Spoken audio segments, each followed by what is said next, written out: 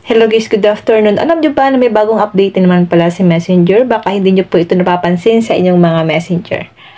Open lang natin ang Play Store. Kailangan po kasi guys updated ang ating mga Messenger. Dito po sa may search bar, i-search lang natin ang Messenger. Kapag open po ang nakalagay sa inyong Messenger, ibig sabihin po updated yan. Click na po natin ang open. Kapag hindi po siya updated, i-click nyo lang po yung update. Click natin ang highlights, then scroll down natin guys. May mapapansin kayo dito na may nakalagay na Write with AI na nakakulay blue. Ito po yung napansin ko ngayon guys. So nung nag-i-scroll kasi ako guys ng aking Messenger, meron na palang ganito.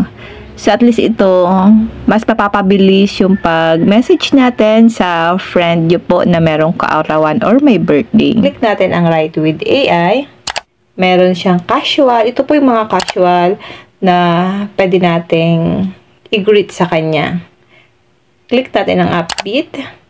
Halimbawa guys, dito sa may upbeat, meron na po siyang nakalagay ng mga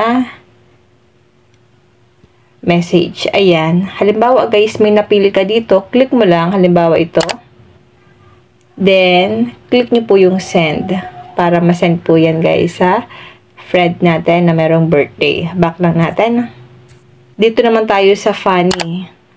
Ayan guys, meron na rin siyang mga message. Pipili lang tayo dito kung ano yung message na isisend natin sa friend natin na may birthday.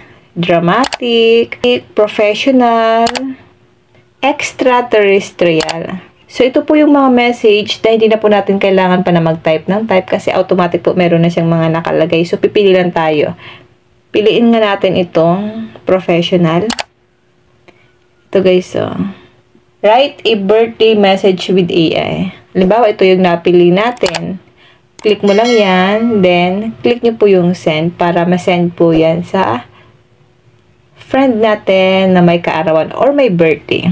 Yun lang guys, ang napansin kong update ngayon sa Messenger. Sana po may natutunan kayo sa aking video. So, at least ito guys, hindi na po natin kailangan na mag-type-type. Automatic na po yan na merong message. So, isisend lang natin. Yun lang guys, sana po may natutunan kayo sa aking video. Kung hindi ka pa nakafollow sa aking Facebook page, nag-upload po ako ng mga tutorial video. Kung gusto niyo po ng mga ganong video, follow nyo lang po ako, Positive Minded, sa aking YouTube channel, RK Willow, para lagi kang updated sa lahat ng tips at video tutorial na ina-upload ko. Mag-comment lang po kayo sa comment section kung may mga tanong kayo. And now, thank you for watching. God bless you all.